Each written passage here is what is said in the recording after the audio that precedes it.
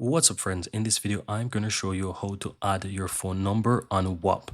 Now the reason I'm showing you this is that by default when you create a Whop account your phone number is not added. So if you want to add your phone number, then this is how you do it.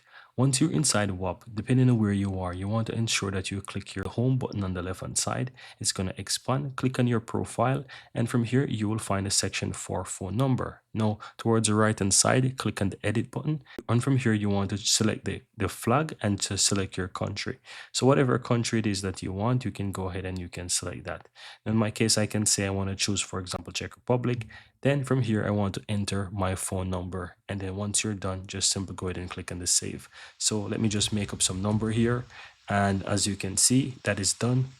All you have to do is just simply click and save afterwards. So as you can see, once you put that in, you'll have this little check, the little save check mark here. Just simply click on that and the number will be now added.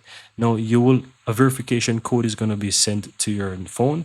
You want to enter that verification code that you received there, and you will be able to save that. But that's all there is to it, guys. Very easy and very simple.